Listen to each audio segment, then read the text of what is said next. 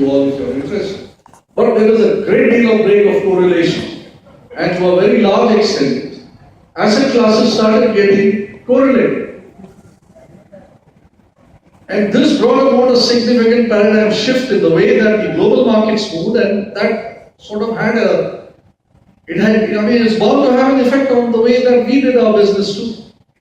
So I think there has been a great shift of sentiment, a great shift of the way the markets across the globe are viewing it, acting in it, and are correlated post this 2008. So we got to see the markets completely in a different way post 2008.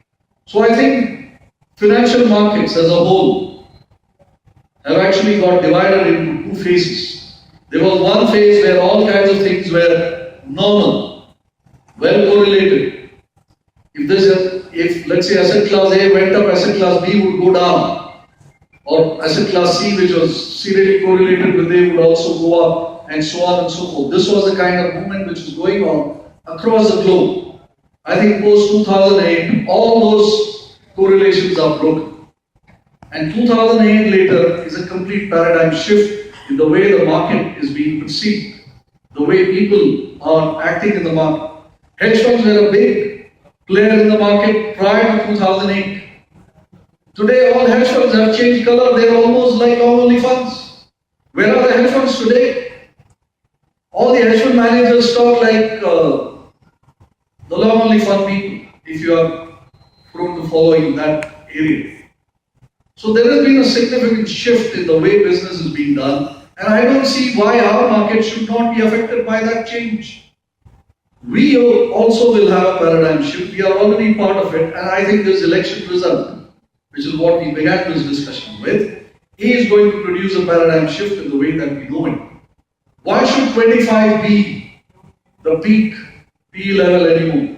Why can the index PE not shift to 45 like FMCG has shifted or pharma has shifted? Who says it cannot happen? We should not limit our thinking. Why don't we see the market as something completely different? I would want to see the market as completely different because I believe this government is doing a lot of things on the ground, but it seems to have a very, let's say, terrible PR, which is not bringing out this aspect to the level of the people. And even you have big, let's say, industry leaders saying that they are disappointed with the pace at which things are going. You know, that reminds me of a WhatsApp forward that we got a few days back, perhaps some of you also would have got. It said Pandit Nehru was Prime Minister for 15 years, Mrs. Gandhi for 10 years, Rajiv Gandhi 5 years, Narasimha Rao for so many years, etc.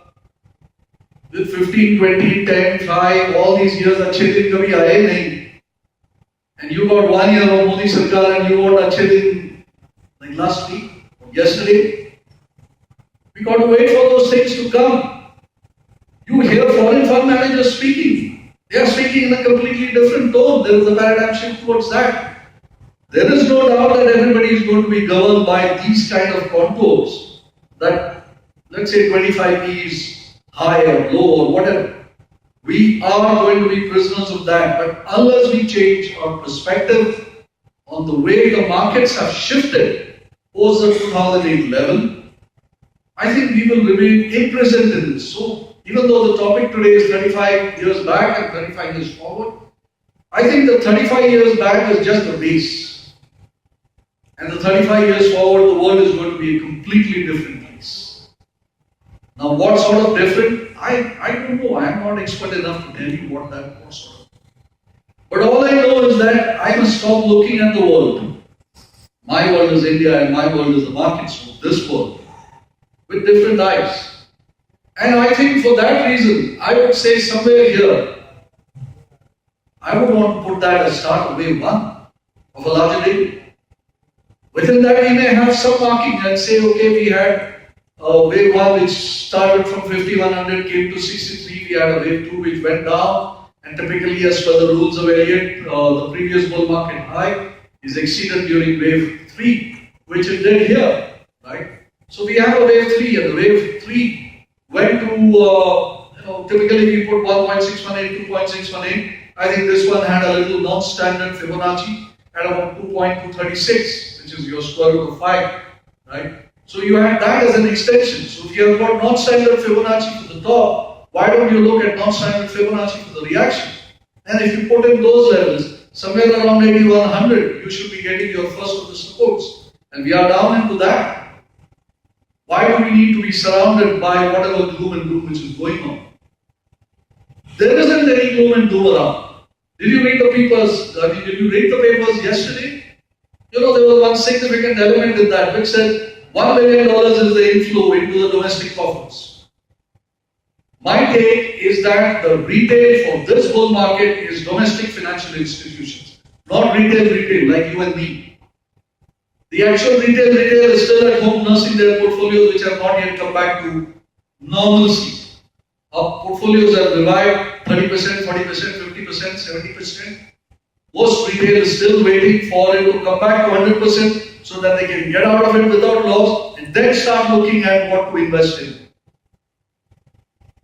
After 5-6 years of continuous non-stop redemption pressure on domestic funds, you are having substantial inflow into domestic institutions. And they are like little children in a toy shop.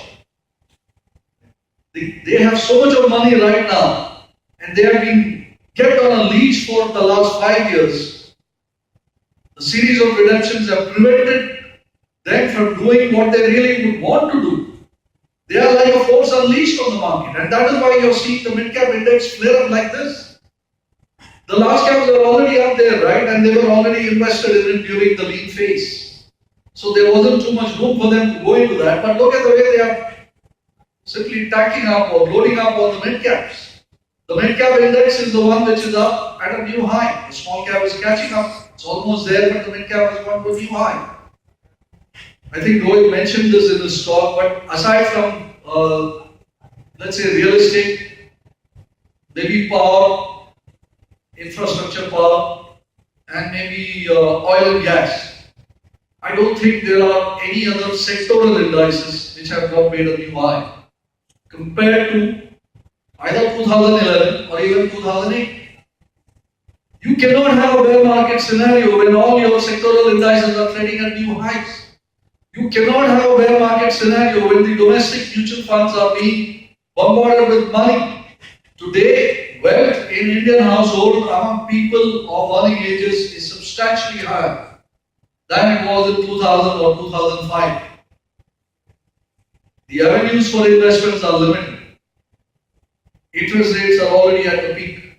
Rohit was talking about quantitative waves and he talked about summer, autumn, etc. Typically, what happens in quantitative summer is there is a measure towards interest rate cycles to control inflationary expectations or inflationary management. And typically, during quantitative summers, there is a kind of stagnation of asset class prices. What do you call a triangle? A triangle is a stagnation of asset class prices. Equity prices are stagnated. You may have an MRF at 40,000, you may have a Bosch at 25,000, but is that really representative of the market?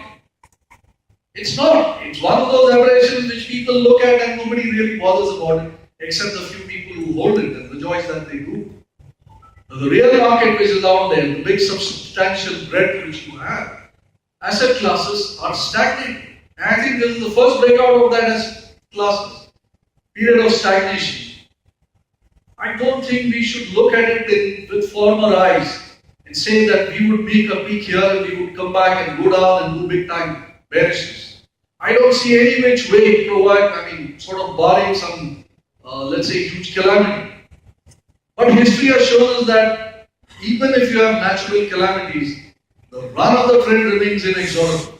You can take, let's say, the finest example with that would be one of the huge earthquake in Japan in 1987. I think 1987, yeah, thereabouts. There was a huge bull market going on in Japan at that time, which got briefly interrupted. And the bull market resumed even though it was a catastrophic calamity. The tsunami came, catastrophic calamity, nothing happened. Natural calamities do not ever in history interrupt the run of the trend. We really cannot say anything about natural calamity. But one thing we know from history is that natural calamity does not stop the run of a trend. We had this government in power for 5 years. I don't see the BJP breaking up and the market going down because of that. This government, if it does even a little bit, which I'm sure it is doing, you read reports of CLSA, you read reports of Ambit, which have done a fine job of covering what's happening at the ground levels with respect to qualities, whatever is happening on the, let's say, MSP, what's happening about what is there in the food corporation godowns and how that is really going to impact things at the rural level and things are going to get evened out. Phenomenal things are happening, things which we never thought would happen. And that is the paradigm shift I'm talking about, and that is what will reflect in the wave counts. And therein where we will say subsequently or with the benefit of hindsight, oh yes, this was the start of wave 1, wave 3. But markings are just for us to know where we are in the larger scheme of things, but sentiment is the key. And my belief is that the sentiment in such a hurdle between 2008 and 2013 that we are done going down for the next at least 15-20 years. Now, we also spoke about that long-term move, right? And you had this move and a breakout kind of move which happened in 1984, which I spoke about a little earlier. We are having a breakout move which is here. Now, let me just take this portion, right? And then you look at this area. If you take this area and call that as a quadratic summer, and we had this about 5 years. 92 was the peak, 94 was the peak for the absolute peak for the index. So 94 through about 98, we had the market going sideways. 4 to 5 years, then the run of the IT sector, back again, slammed down. So we had that big, large consolidation. Now, we may not have had the lateral consolidation, but we had consolidation on the same, running from 2008 to 2013. So we are done with the consolidation bit, and I think we are going to be in for a nice bull run. This bull run is going to be interrupted. Like I said, we have already done wave 1, 2, and 3 in this particular sequence, and wave 4 could be going on. But with $1 billion worth of money coming into domestic institutions, I don't believe we will have a deep retracement. We cannot, because there's too much money. Like I said, the domestic institutions are the new retail of this first leg of the bull market. And then domestic institutions, by law, they are required to invest up to what, 70%, 80% of their kind of corpus. That's what they are required by law to be invested. You and I are not sort of required to invest by law. But by that time, what is the, let's say, the dominant sentiment right now among the retail? Do you think they are happy to have missed out this whole move? Everybody has seen that there are so many stocks which have double, triple or whatever, and most of the stocks have come up, except their own stocks, of course. But then that is hurting them from a sentiment point of view. And I think substantial shift is going to happen during the corrective move. We have had a small retracement in the market. The index is down about 7-8%, but then stocks are down 20%, 25%. Stocks like Bocard, etc. down 40%. This phase will go on for a little while. Let it go on. It's going to give you the opportunity where retail is going to come in, where the domestic mutual funds is going to apply all over, let's say, $1 billion in, and so much more that is going to flow in. There is no stoppage of the foreign fund which is coming in. Okay, you may have seen some few $1 million go out from both debt and equity in March or April. But what is that as a percentage of what is flown? $42 billion in the last year in equity and debt. And we are not doing badly for this year either.